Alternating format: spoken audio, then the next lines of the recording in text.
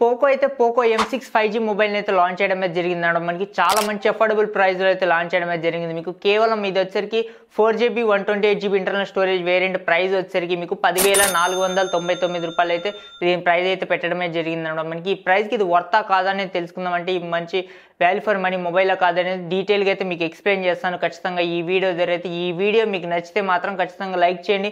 మన ఛానల్ని సబ్స్క్రైబ్ చేసుకోకుండా చూస్తున్న వాళ్ళు కింద రెడ్ కలర్లో ఉన్న సబ్స్క్రైబ్ ప్రెస్ చేసి పక్కనే వచ్చిన బెల్ ఐకాన్ని కూడా యాక్టివేట్ చేసుకోండి. ఓకే, ఫస్ట్ ఆఫ్ ఆల్ మన ఈ మొబైల్ స్పెసిఫికేషన్ గురించి మాట్లాడుకుంటే మనకి ఇందులో మీకు మీడియాటెక్ డైమెన్సిటీ 6100+ ప్రాసెసర్ అయితే యూస్ చేయడం జరిగింది అన్నమాట. మనకి ఈ ప్రాసెసర్ వచ్చేసరికి మీకు గేమింగ్కి హ్యాండిల్ చేస్తుందంటే చిన్న గేమ్స్ అయితే ఆడుకోవచ్చు. మీరు గేమ్స్ అయితే ఈ మొబైల్ నుంచి అయితే ఎక్స్పెక్ట్ చేయమంటే మీకు చిన్న హెవీ టాస్కింగ్ అయితే ఇది చేయలేదన్నమాట. మనకి డే టు డే లైఫ్లో అయితే మీకు ఈ ప్రాసెసర్ అయితే చాలా బాగా అయితే వర్కౌట్ చేస్తుంది. కాకపోతే గేమ్స్ అయితే మీరు ఈ మొబైల్ నుంచి అయితే ఆడుకోలేరు అనమాట. మనకి ఇంకా డిస్ప్లే గురించి మాట్లాడుకుంటే ఇందులో ఇది ఒకటే చిన్న మైనస్ అని చెప్పొచ్చు మనకి.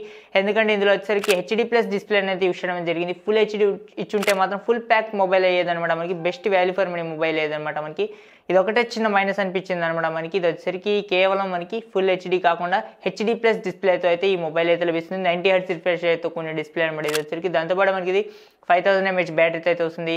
18W ఫాస్ట్ ఛార్జింగ్ సపోర్ట్ అయితే లభిస్తుంది. కాకపోతే మీకు బాక్స్లో వచ్చేసరికి కేవలం 10W ఫాస్ట్ ఛార్జర్ అయితే ప్రొవైడ్ చేస్తున్నారు. 18W ఇచ్చుంటే బాగుండేది అనిపించింది.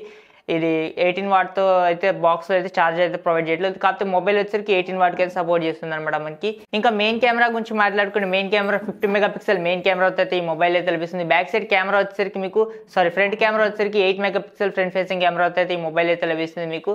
గైస్ ఇంకా ఈ మొబైల్ ప్రైస్ గురించి మాట్లాడుకుంటే 10,499 రూపాయలకి ఇది best value for money mobile అనమాట మనకి. ఓకే, తీసుకోదగ్గ మొబైల్. ఇది ఒక చిన్న మైనస్ ఏంటంటే డిస్ప్లే అనమాట మనకి. ఇది వచ్చేసరికి డిస్ప్లే కేవలం HD+ డిస్ప్లేతో ఈ మొబైల్ అయితే లభిస్తుంది. ఇది ఒక చిన్న మైనస్ తప్ప ఈ మొబైల్ అయితే ఏమైతే ప్రాబ్లం అయితే లేదు. మీకు ఓవరాల్గా మంచి మొబైల్ అని చెప్పొచ్చు. మనకి 10,499 రూపాయలకి best value for money mobile అని చెప్పొచ్చు మనకి. ఇది వచ్చేసరికి తీసుకోదగ్గ మొబైల్. ఇది గైస్ ఓవరాల్గా వీడియో. ఈ వీడియో ఎలా అనిపించింది కామెంట్ సెక్షన్లో కామెంట్ చేయండి. Okay, thanks for watching. Have a nice day.